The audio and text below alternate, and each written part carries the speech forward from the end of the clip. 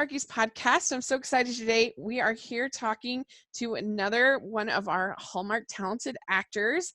I have Matthew James Dowden is here. And Matthew, thank you so much for coming on the podcast. No, thank you for having me. Very flattering to be on. Yeah, so what we like to do with our interviews is to give you a chance to introduce yourself and to tell us what inspired you to become an actor. Well, hello everybody listening. My name is Matthew James Dowden, and I'm an actor based in Vancouver. And my story is not your sort of typical one. I didn't come to acting in the same way that a lot of actors do. I didn't do the whole drama school thing as a child. But certainly movies were a big part of my life from a very young age. I remember being, nothing for me was more exciting than being in a darkened movie theater. And especially that moment when the lights went down and the movie studio logo came on with a big orchestral theme like Universal and things like that. I think that really got into me at a very young age. And it's something that I think acting was something I was kind of searching for my whole life. Because it's funny that at school, I used to always mimic movies and actors and things like that, and I sometimes mimic my teachers actually, which got me into trouble sometimes. But my parents actually always used to say that if I could mimic or if I could memorize, what did they used to say? They used to say if I could memorize my lessons and my studies the way I memorize movies and movie quotes and mimicked actors, then I would fly through all my exams. From then, because I had a very musical upbringing. I went to a music school when I was a child.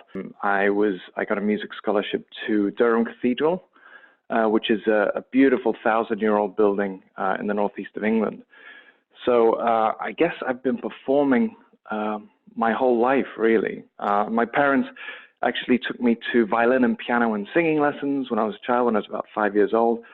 So there was always an element of performing in my life.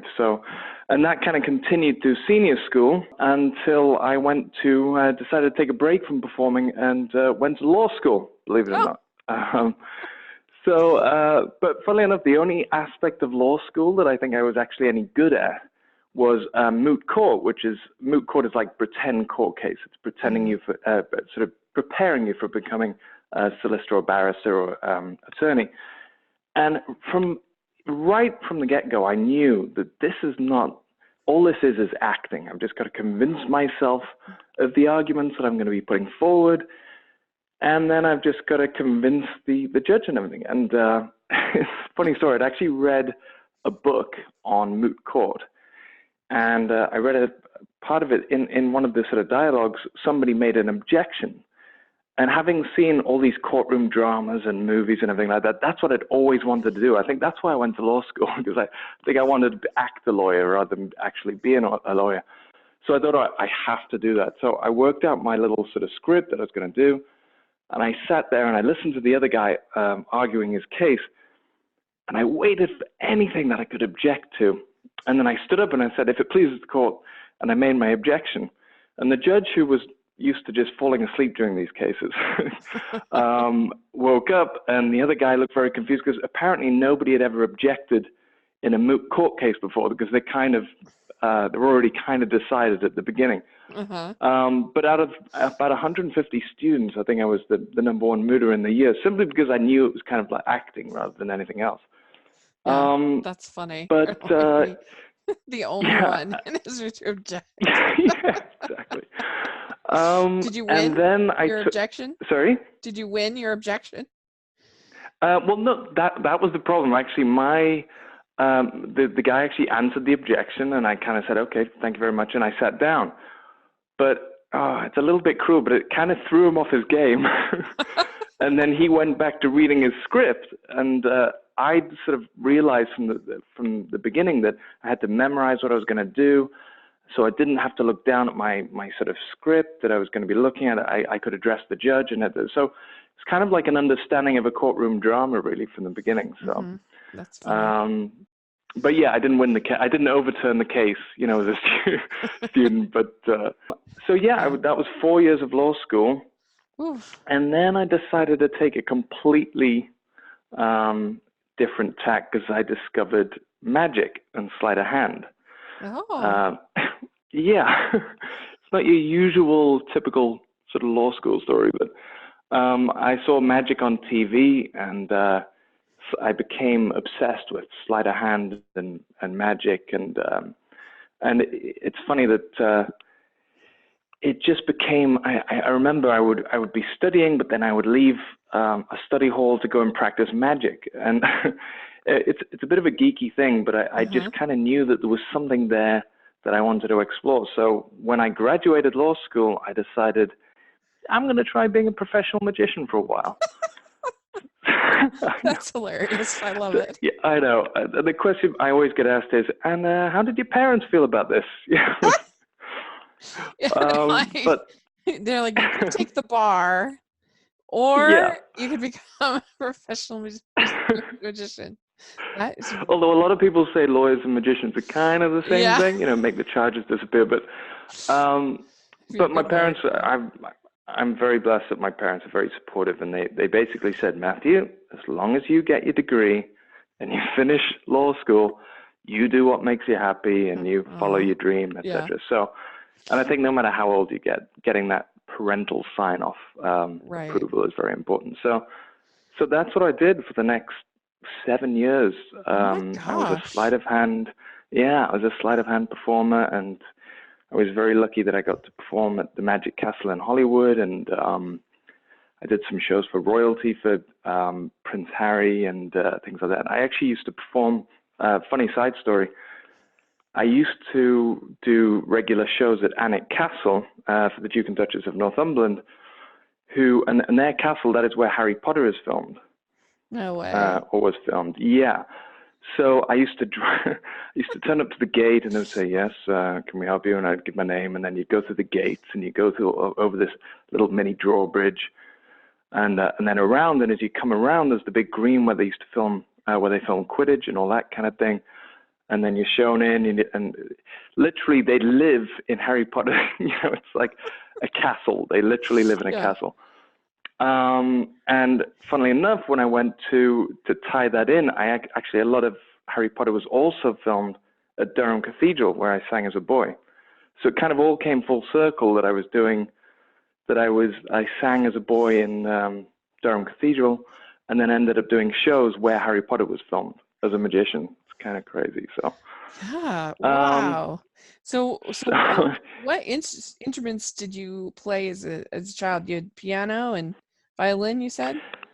Yeah, I played violin and piano, and singing was a big part of it. So from about 5 years old, I think, my parents saw an opportunity. I was walking past an instrument shop, and I saw violin, and I said, hey, can I play that one? And I didn't know what it was. They just kind of said, yep, okay, this is going to be your life for the next 18 years or something. So, but yeah, I'm always very grateful to my parents for sort of pushing me to explore different things, and I think it's always good to explore the options and keep going. And I think it gives you a lot of options later on if you've tried a few things when you're younger. So that is so interesting. I thought that I evolved pretty interesting in my career, but nothing like that. That's really good. Because I actually thought about going to law school when I was in college, when I was just finishing up college, because I had never really thought past bachelor's degree.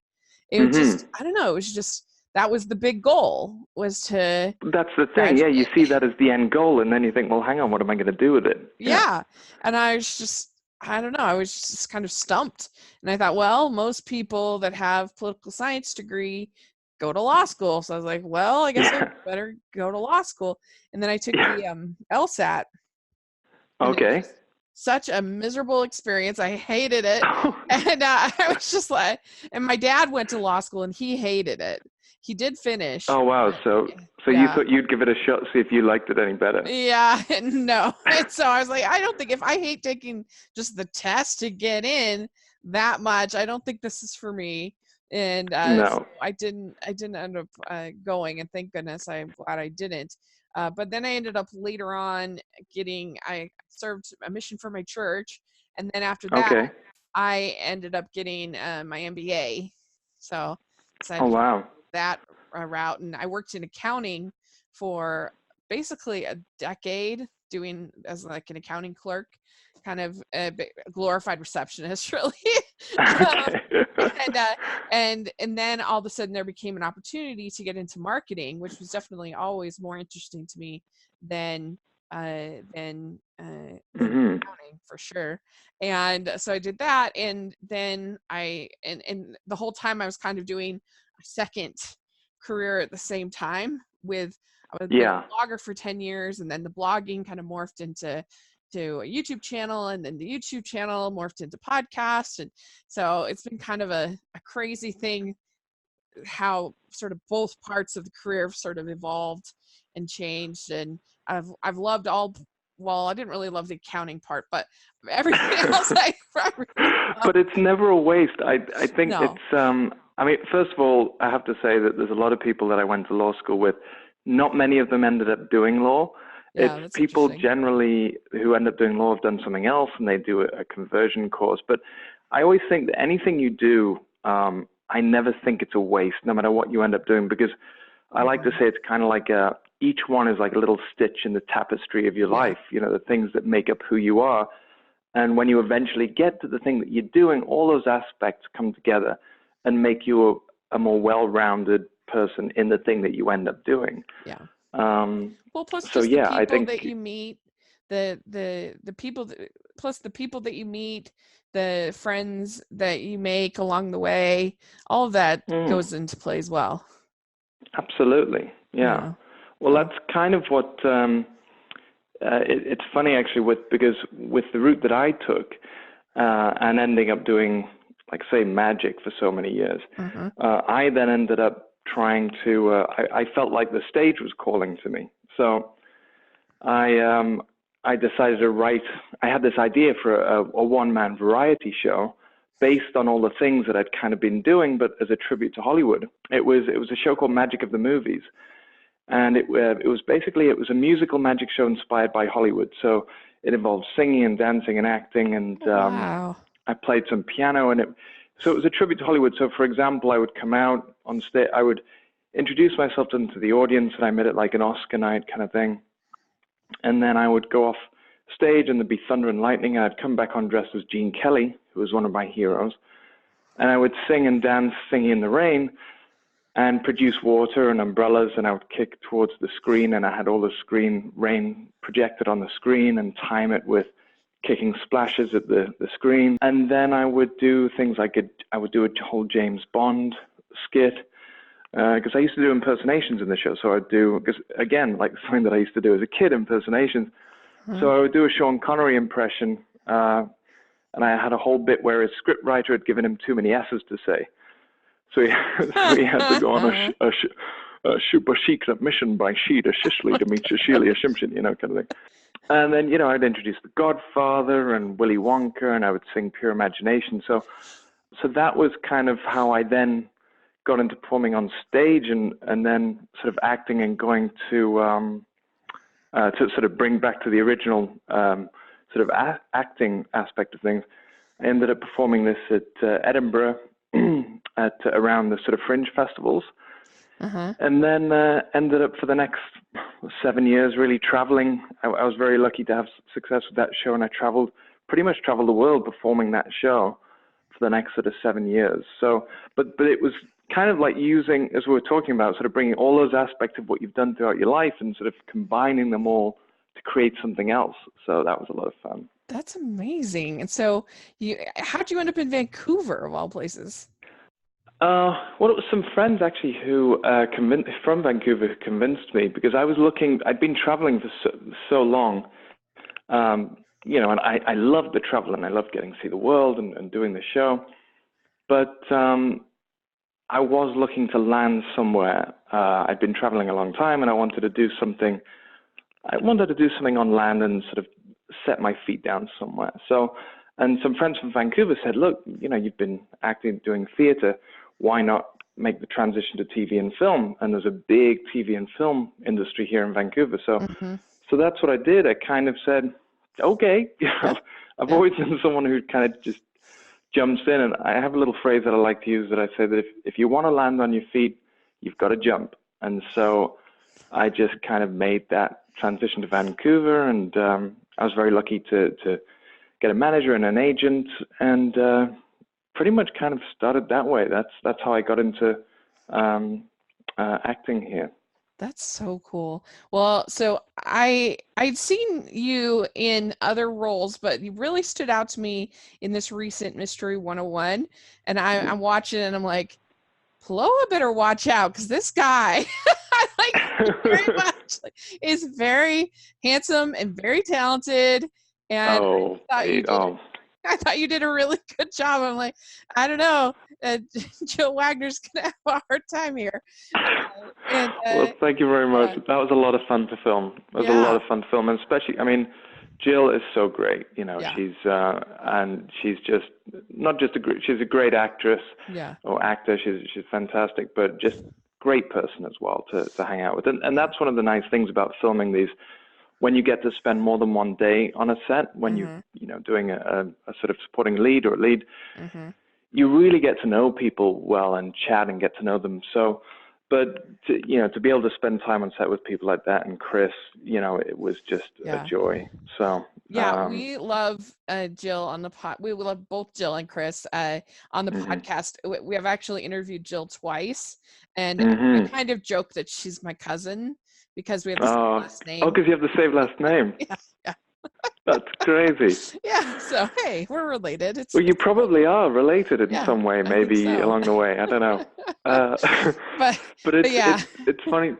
It's funny that I think she has kind of a similar story, doesn't she? That Jill kind of didn't come from that traditional drama background and that kind of thing as well. So I feel a bit of a kinship with Jill in that way. Yeah, she started out just as a host, and then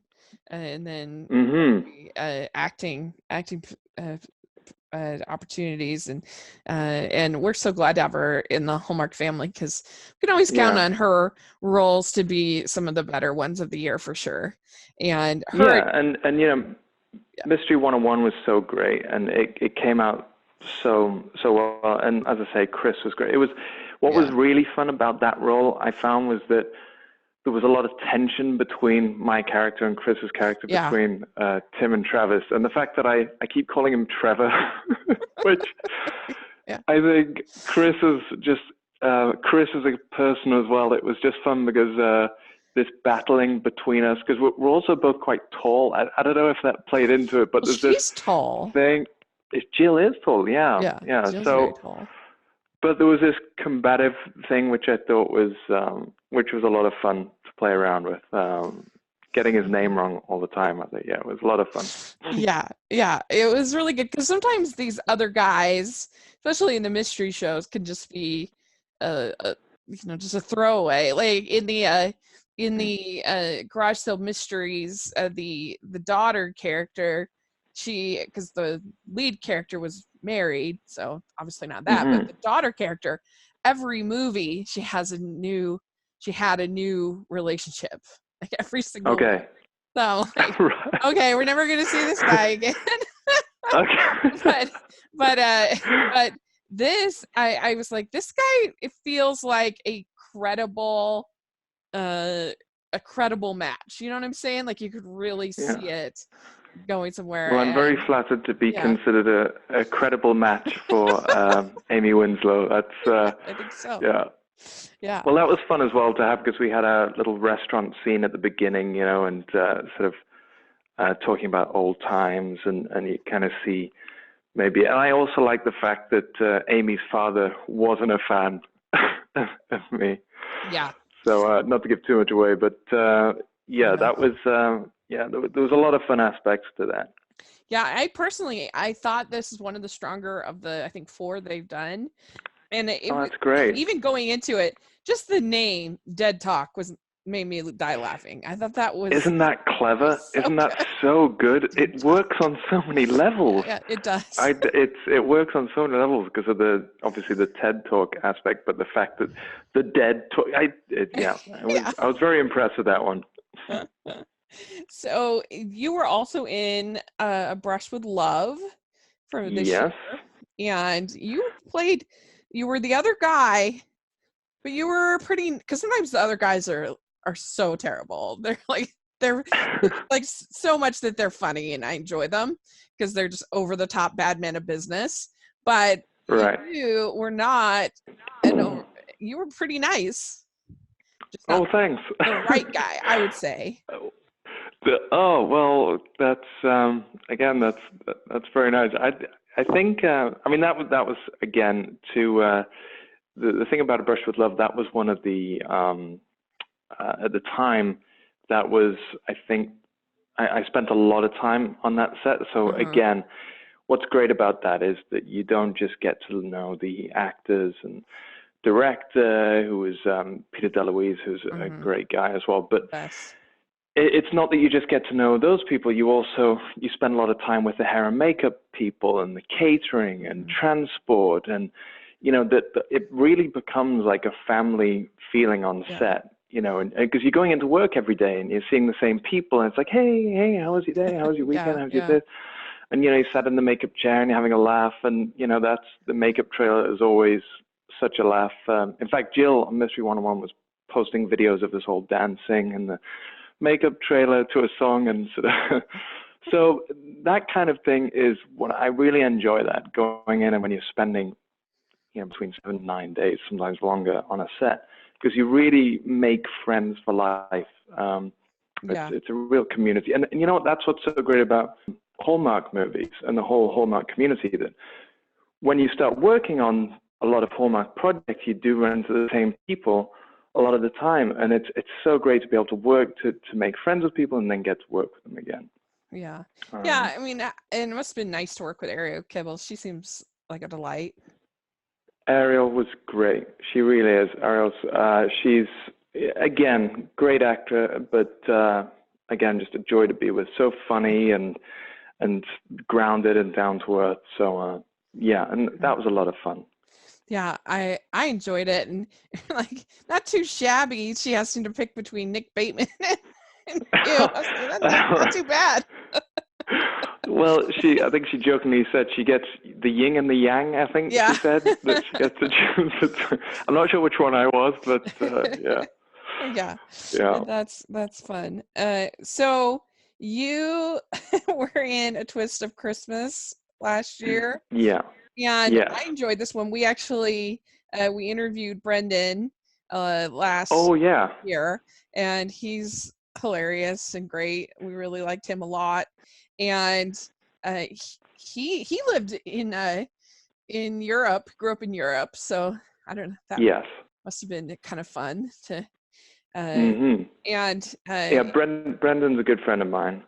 We actually that's where we met. We met on A Twist of Christmas, and funnily enough, we actually bonded sort of between takes, because Brendan likes to do impressions as well.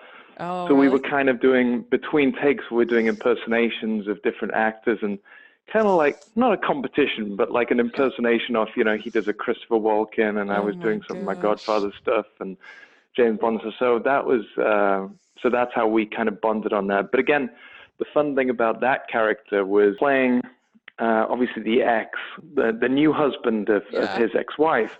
And I'm playing Mr. Perfect, the doctor who has the big house and the fancy car and all these kind of things. But the fun part about it, though, is that I'm kind of blissfully unaware that Brendan is kind of hating on me because I'm Mr. Perfect. I mean, and I'm just so happy and great and everything's great. And the fact that he even admits later on, the worst part is he's actually a nice guy. Yeah.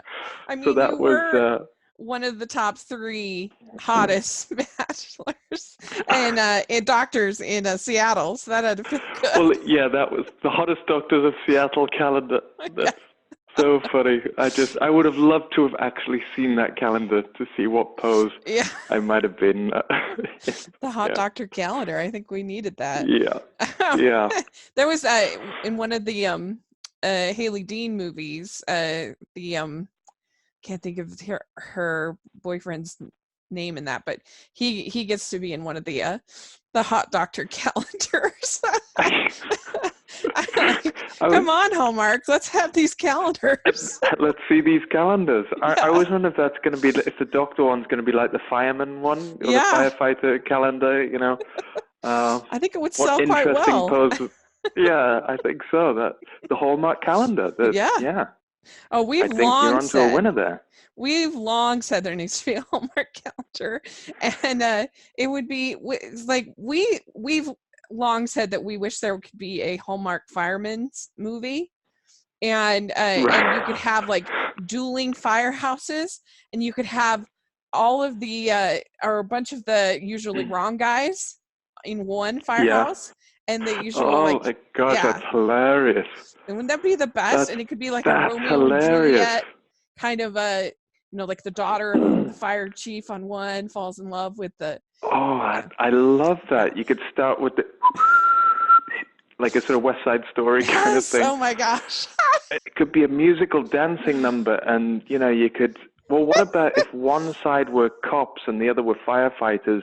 Yeah. Or you just have, well, no, actually, I like the two dueling file houses because, Yeah. plague on both your houses as well. It writes itself. I mean, let's be real. Yeah. Well, no, I think you've pretty much written it there. Yeah, You I should, think so. I think this is a thing. Put And your name on it right it would now. be so great. You could have like Andrew Walker and Paul Campbell and Cameron Matheson and like the normal the normal hero one, and then you could have like like Casey Manderson and I don't know, just all of the ones who typically are usually the other guy or the wrong guy or whatever kind of a thing. And Marcus Rosner. I think you're onto a winner here. I really do. What would it be called? What would it be called? Well, That's the question. We figured that you'd want to have it be a Summer Nights movie, and you could have him be involved in some kind of pancake cook-off. And so it could be like a charity bake-off kind of thing, to raise money for the community kind of thing. At least in my small town where I grew up, they would have the firehouse would have a fundraiser pancake cook-off, and so you could have that, and so it could be called the Pancake Wars. The Pancake Wars. You could add in something towards with the flames, something. What about something like an old flame, something to do with old flames as well? Maybe work that into the title or something like that, and then people cooking on a fire. There could be a barbecue aspect as well. And you could then introduce the calendar in the movie, and then say, for all you Hallmark fans, if you want to collect the calendar, you can get it on the I mean, who wouldn't buy one of those? I would buy it. I'd buy it. I'd buy it. You'd buy it. Everybody would buy one. Let's be honest. It would be great. You could have the proceeds go to charity. You could make an appearance by Happy the dog, and you could have the proceeds of the calendar go to like fostering dog stuff. Well, funnily enough, a very good friend of mine is heavily involved in the Burns unit in Vancouver, there you go. and also in the dog charity. So there's that nicely ties into that kind of thing. But I think I really think you're onto a winner. I think this needs to happen. All right, well, we'll get on it. That's for sure. So as long as I have a role in it, at some point. Okay, film it in Utah, and I can be an extra. That will be perfect. There you go. But I did love also in A Toast of Christmas how you, instead of just calling the housekeeper and saying, "Hey, which present did you wrap?" Like it had been that day. It wasn't even like a long time ago. You could have just called her and said, "Hey, you remember that robot that you wrapped? What did you wrap it in?" Which one? No. I've got to get my stethoscope out. Dr. Kenneth to the rescue. Yeah, that was hilarious. We were talking. And what was funny when I read the script, I thought, okay, I have to treat this as if it is the most important operation. Yeah. What I actually was hoping was that I could get somebody to dab my forehead as I'm listening to the boxes to try and find this motor. I thought that would have been funny, but that was maybe going to be a bit too over the top. Yeah, it was really funny. I enjoyed it. So Yeah. So you were on an episode. Were you on the finale of Series Unfortunate Events? I Or was. That was quite an experience as well because yeah. it was. I played Bertrand, who was the father, and got to work with Morena Baccarin from Homeland and a lot of other big projects from Deadpool. Mm-hmm. And what was amazing about that was you turn up and the set designs are just incredible. Like we're walking down a beach and you can see in the distance palm trees and water and everything. This is all, I mean, the fact that this is all indoors. I turned up and it literally, there's like a foot of sand on the ground, and it goes on for it's like a warehouse full. They've actually created this beach scene and Why real didn't they palm just trees. use the beach? You're Sorry, in well, it's all got Vancouver. to be controlled, and you need the blue screen for various things and green screen, Oh, and to sort of control the environment. And but they have this great studio where they do all this, and to turn up and see an actual boat on the sand, and it was just, I mean, amazing. and for me as an actor, it's kind of like playtime, you know, because Mm-hmm. I always say it's, you know, when you're a kid and you would find, you know, you'd have like a little, people had playhouses or things like that you use your imagination. But what was great about this was when everything's set up for you, it really is like getting just to let's play pretend, you know. It's kind of, we're actually on a beach here and there's an actual boat. And yeah, that was quite an experience. So Well, that's really cool. So hmm you had said off air that you filmed a Christmas movie with Ali Liebert. Is that correct? Yeah, Ali Liebert directed, yeah. And Okay. it was with Tori Anderson, Oh. who was the lead, and Victor Zink Jr. Mm. And that was Victor Zink Jr. that was, could be in the firehouse. yes, he could. Yeah. Yeah, super nice guy as Yeah. well. And what was fun, I was actually playing in that movie. It hasn't come out yet, but I play a country singer, Yeah. of all things. And so again, I'm the ex again, and I'm a little bit of a not so nice guy. I'm a bit of a doofus, really. And I loved playing that. But what was great, I got to put on the whole cowboy hat and the accessories and etc. But I actually also got to sing and play guitar, which I'm not a particularly. I wasn't trained in guitar, but because I was a violinist and everything, it kind of Mhm. translated over. And the song that I sing is hilarious because I'm trying to woo Tori back, and I can't give too much away because it hasn't come out yet. But it was such a fun character to play Mm. because I've kind of gone off with her manager, and you know, it's I'm trying to woo her back. But like I said, the song is very, very funny and very ridiculous, and I actually got to play a hand in composing the song as well, so which was Oh. another fun challenge. So, but but they actually asked me to play it British in a sort of you know, British like Keith country. Urban, who's I think he's a Uh-huh. Kiwi, and he's a country singer. So they thought that would be a very fun aspect of it. So Like yeah, Olivia so I was playing an Newton-John. English LA country singer kind of thing. So Mhm. that was something certainly different for the resume. Yeah. Yeah. You should get into voice acting if you do all these in these impressions. Yeah, it's something I'm definitely looking Yeah. into. You should. Yeah. That's cool. Well, great. Well, we like to end our interviews with what we call the Team Beat questions. And this is Okay. Amber found this interview in an old issue of Team Beat, which was this magazine. Teen Beat. Team Okay. Beat, yeah. This magazine that you could get like posters of Jonathan Taylor Thomas, like stuff like that. Okay. Yeah, Right. it's pretty dreamy. So Kind of would he be wearing a fireman's outfit like in the yeah. calendar? That's good, I mean, right? it's Yeah. Okay. teen, so Oh, it would be teen beat. Yeah. So teen probably beat. not. So it would be Okay. like teen appropriate Sure. Your teen star. So Okay. Am I anyways, answering as a teen, or no, can I just? this is your regular answer. So these are the Okay. All questions. right. Okay, Okay. ready? What is the best ice cream flavor? Oh, am I allowed two? Sure.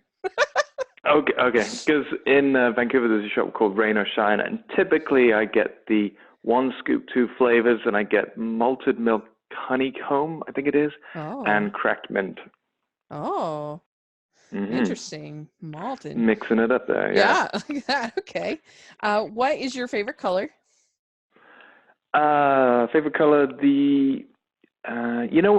it's kind of like a turquoise. You know, when you're flying, when you go on vacation somewhere like a beach holiday and you Yeah, fly over the water, and just as it's getting slightly shallow, that sort of beautiful turquoise blue.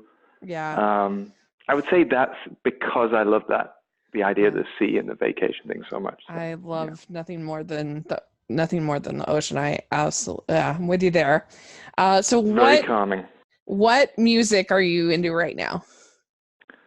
Oh, right now, I listen to a lot of movie soundtracks, Mm, like the movie scores. So even mm-hmm. classic movies, I'll listen to the movie scores because I used to, for my movies show, I used to actually take movie score music and put it underneath while I was talking to give the show like a movie feel. So listen to a lot of movie soundtracks, but if I'm not, I'm probably listening to something like Tony Bennett or something like that. I'm a Mm. classic, Oh, that's an old good. school guy, Dean Martin, things like that. I tell you, that score slash movie soundtrack I've been super obsessed with lately is from there's this movie called Wild Rose. I don't know if you've heard of it, Okay. but it's so good. You've got to see it. It's about this girl from Glasgow that wants to become a country music singer, and Okay. it's she's played by Jessie Buckley, who is incredible. Her voice is so amazing, and the songs are just incredible. In the movie, I really loved the movie, but I've just been listening to that Wild Rose, soundtrack. you say? Wild Rose, yeah, it's Wild Rose. on I the will look into it because I love yeah. finding new soundtracks and scores. Like It's great. like even if people aren't that into country music, I don't know how anyone doesn't.